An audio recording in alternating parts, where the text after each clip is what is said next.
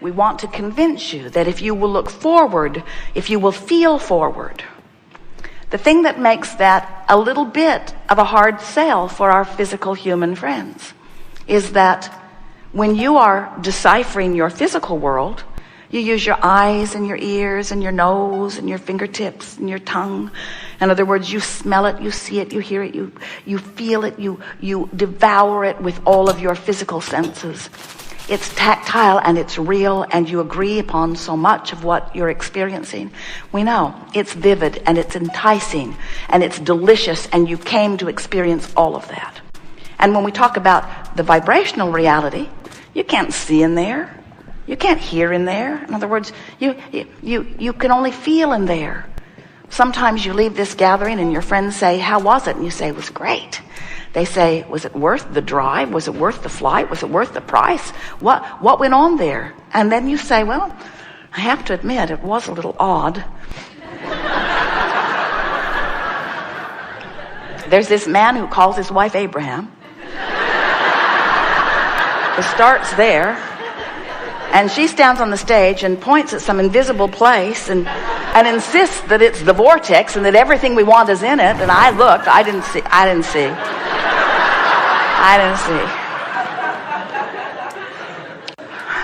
But when you accept this vibrational reality and you show yourself the realness of it by feeling yourself into it, and you let the feeling of love call you, you let the feeling of clarity call you, you care about how you feel.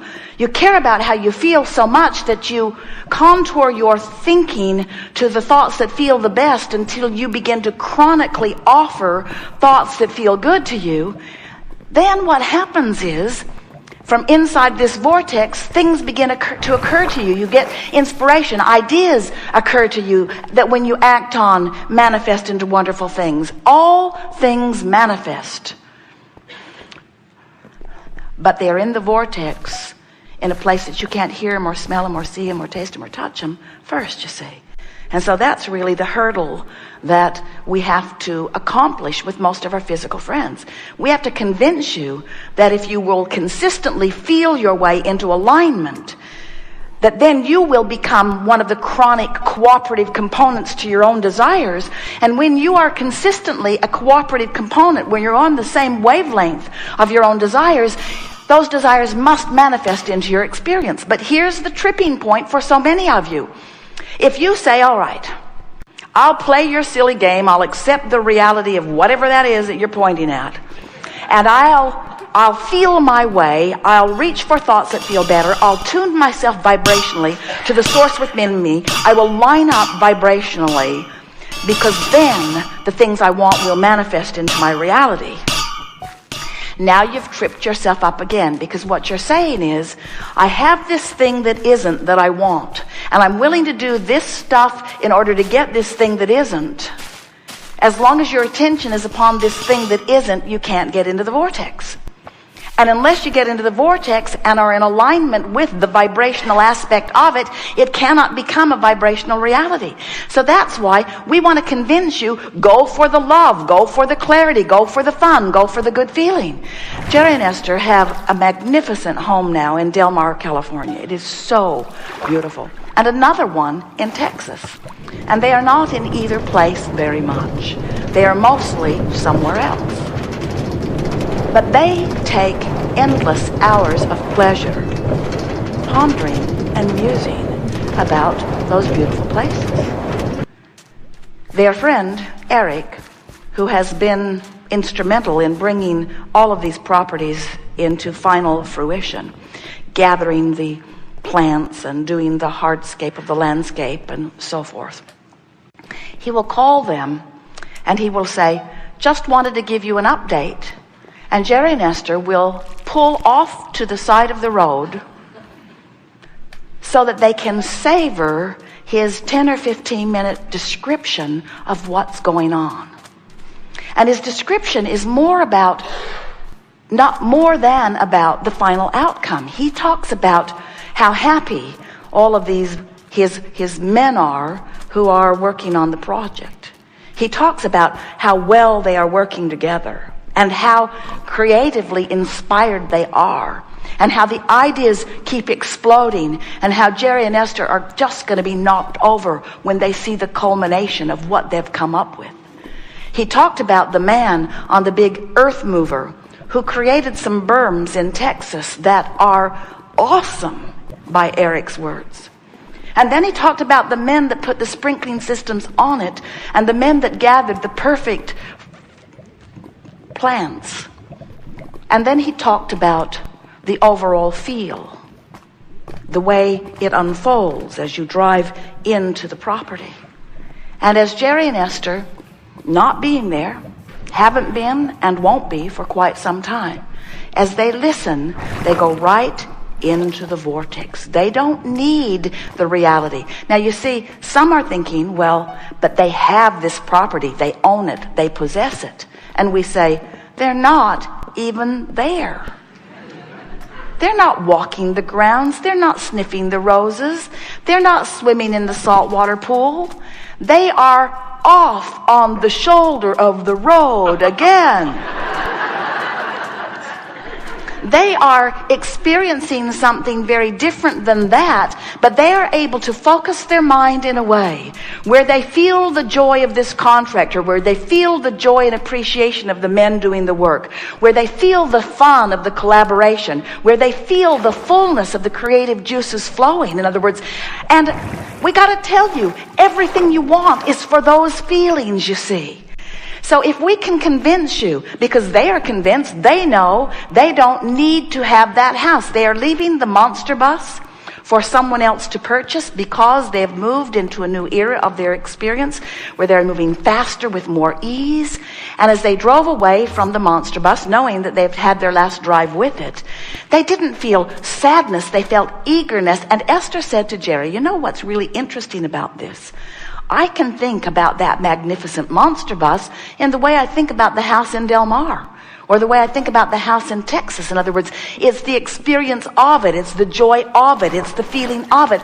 I don't have to be playing a game with grandchildren. I can remember playing the game with the grandchildren. I can imagine what they're doing. I can look forward into their future. I can remember into their past. In other words, what we're wanting you to do is become the vibrational merging being that you are, because you are eternal. You are eternal thinkers. You are eternal beers, not havers, not doers. You are eternal vibrational beings, and everything you feel is about that vibrational beingness, that vibrational aligning, that vibrational alignment with who you are. So, once you feel this fully, then of course things are going to manifest. We don't want you to misunderstand us in one small way. We are not talking to you like this because we think you should get on the road and leave your grandchildren in your homes. We're not talking to you like this because we want you to stop manifesting things, because there is enormous pleasure in manifestation. We're talking to you like this because you are giving up so much pleasure as you depend on manifestations to give it to you. And the reason that we know that, have you ever really, really wanted something and achieved it and then is sort of flat? It's because it was never where it was at. It's always what you're reaching for. Esther will say to Jerry, oh, that's a beautiful new car. You should buy that for me. It would make me happy for the afternoon. And she's not kidding. She's not kidding. In other words, the afternoon is about all the juice it's got in it, you see.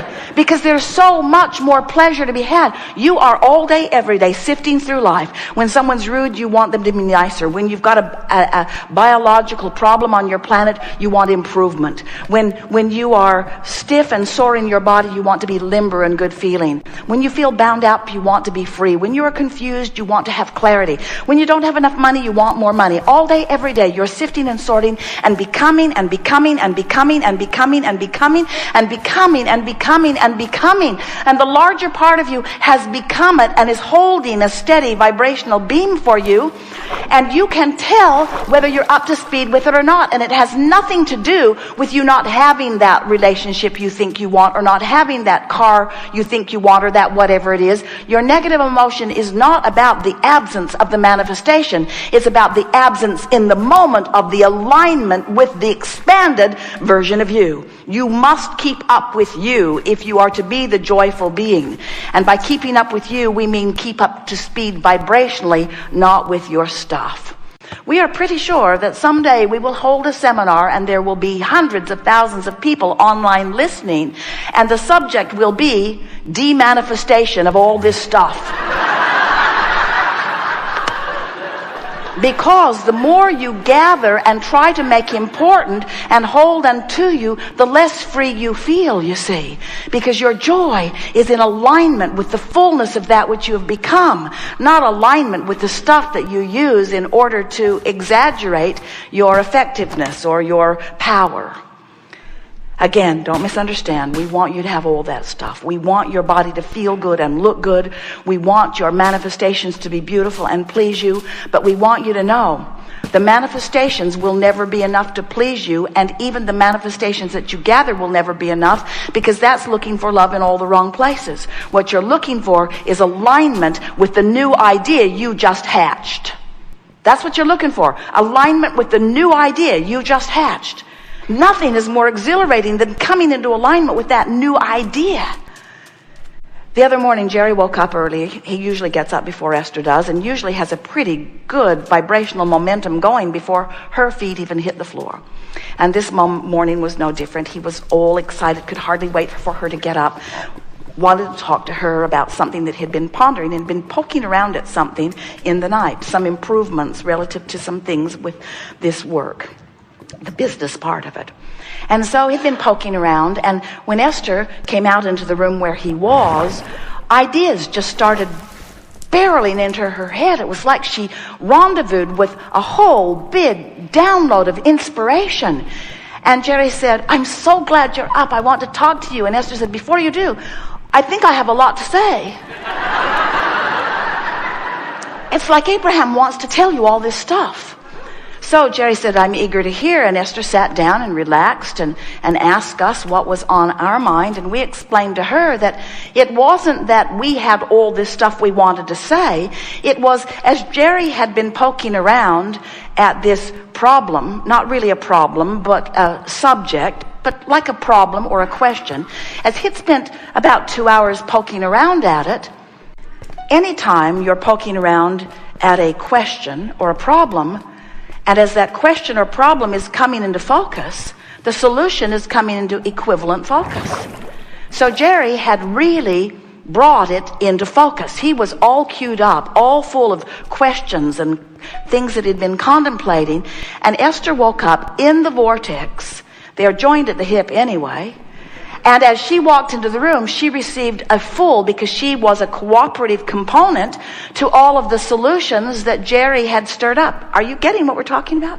In other words, we want you to feel the magnificence of the question which brings the answer. We are going to have a brilliant conversation here today because you have brilliant questions.